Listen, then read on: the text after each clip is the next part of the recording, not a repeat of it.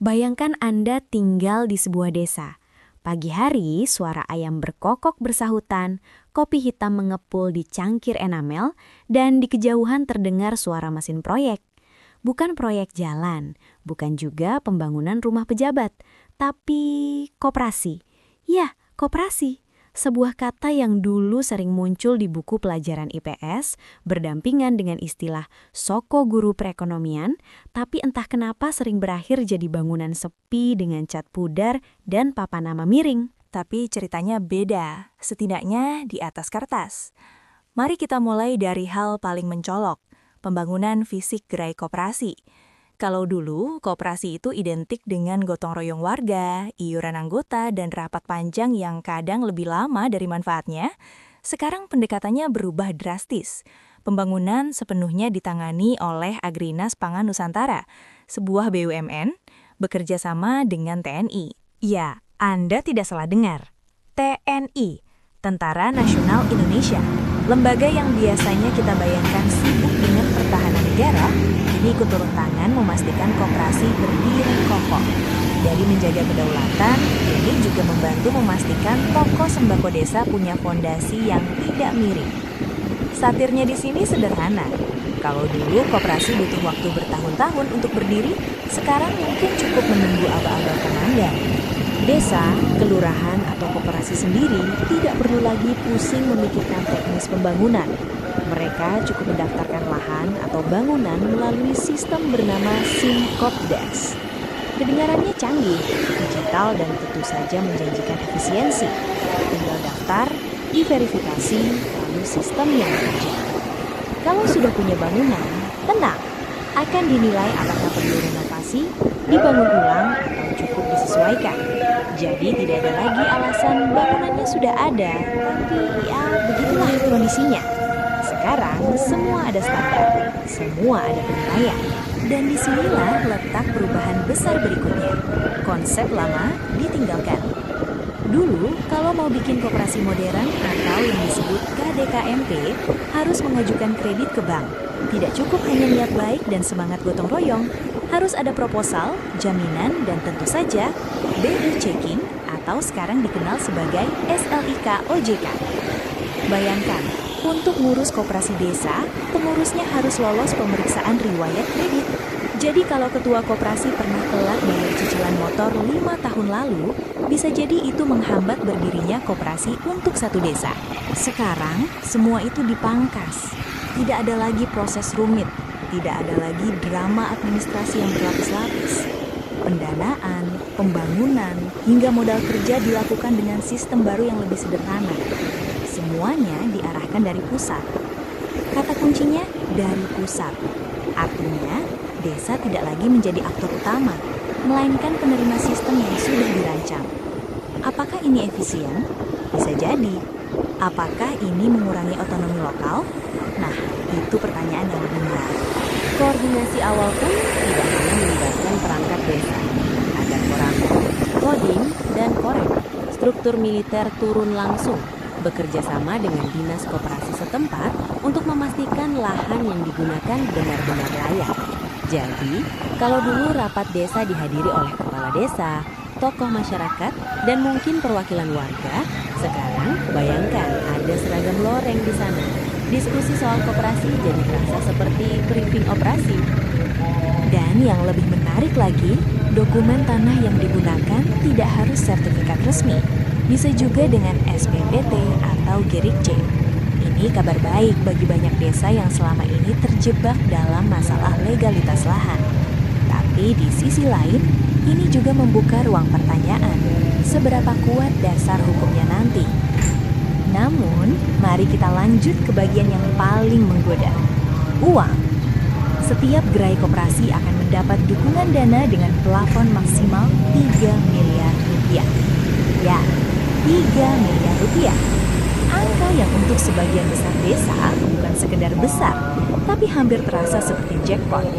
Jadi, Danantara menawarkan skema pembuatan koperasi berbasis desa, yang mana semua disediakan oleh Danantara, termasuk modal awal, sistem pengelolaan, termasuk pendampingan. Desa hanya sebatas fasilitator dan pengelola saja.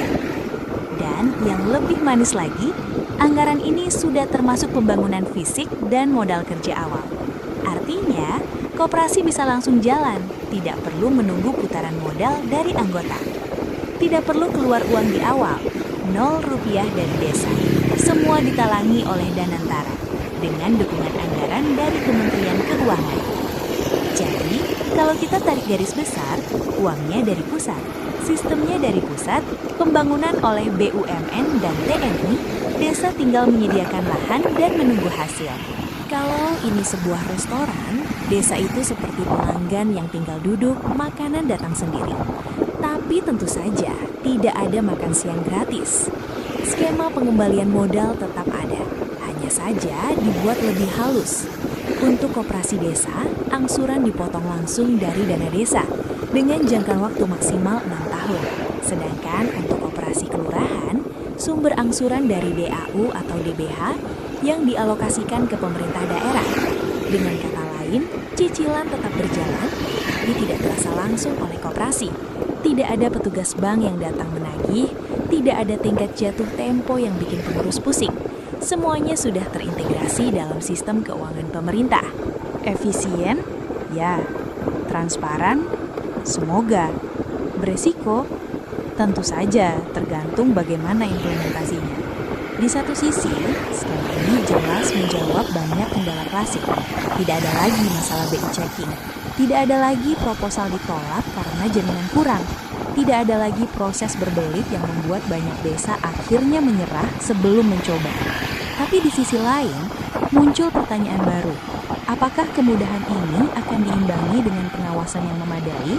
Karena kita semua tahu, uang besar yang datang dengan mudah seringkali juga pergi dengan cara yang tidak terduga. Lalu bagaimana jika 3 miliar itu tidak cukup? Tenang, masih ada opsi tambahan. Koperasi bisa mengakses dana dari Bank Himbara, dana bergulir LPDB, atau bahkan dana BLUD di daerah jika tersedia. Jadi, pintu pembiayaan benar-benar dibuka lebar. Seolah mengatakan, kalau mau berkembang, silahkan. Uangnya ada. Tinggal satu pertanyaan penting. Apakah kapasitas pengelolaannya juga ada? Karena membangun koperasi itu bukan sekadar soal gedung dan modal.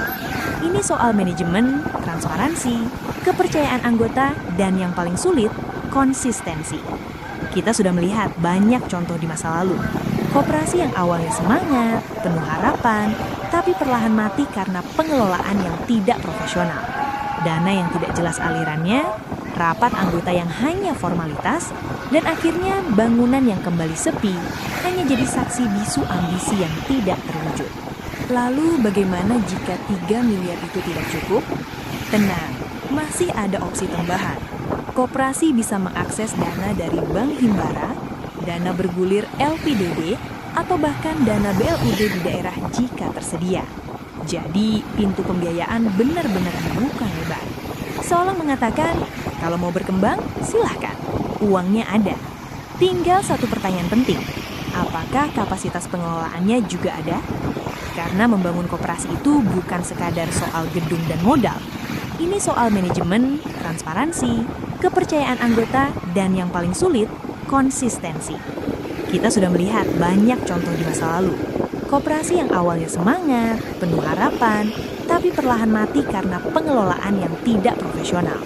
Dana yang tidak jelas alirannya, rapat anggota yang hanya formalitas, dan akhirnya bangunan yang kembali sepi hanya jadi saksi bisu ambisi yang tidak terwujud.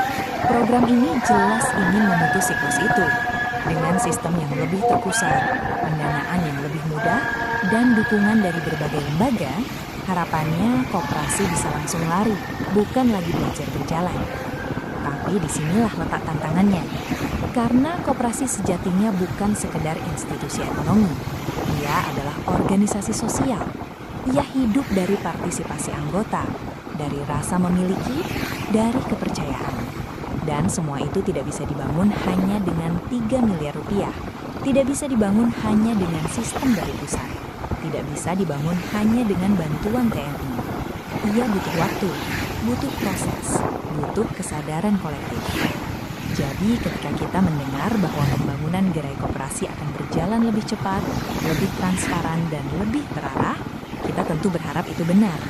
Kita ingin melihat desa-desa yang ekonominya bergerak, masyarakat yang mendapatkan layanan lebih baik, dan kesejahteraan yang meningkat. Tapi kita juga perlu sedikit skeptis. Bukan untuk menolak, tapi untuk memastikan. Karena sejarah sudah mengajarkan kita satu hal. Program yang terlihat sempurna di awal seringkali menghadapi realitas yang jauh lebih kompleks di lapangan.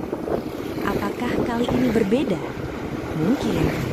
Atau mungkin kita sedang menyaksikan babak baru dari cerita lama, dengan aktor yang berbeda dan anggaran yang lebih besar. Yang jelas, dengan skema baru ini koperasi tidak lagi terbebani pembayaran di awal. Semuanya dibuat lebih ringan, lebih terstruktur, dan lebih ramah bagi desa. Pertanyaannya sekarang bukan lagi, bisakah koperasi ini dibangun? Tapi, bisakah koperasi ini bertahan? Karena membangun itu mudah, apalagi kalau ada dana miliaran dan dukungan penuh dari pusat. Yang sulit adalah menjaga agar tetap hidup, tetap relevan, dan tetap dipercaya. Jadi, ketika nanti Anda melihat sebuah gerai koperasi baru berdiri di desa dengan bangunan rapi, stok barang lengkap, dan sistem modern, jangan langsung terpesona. Tanyakan satu hal sederhana, siapa yang mengelola dan bagaimana mereka menjaga kepercayaan. Karena pada akhirnya, koperasi bukan soal gedung, bukan soal dana, dan bukan soal siapa yang membangun. Ini soal manusia, dan seperti biasa, disitulah cerita sebenarnya dimulai.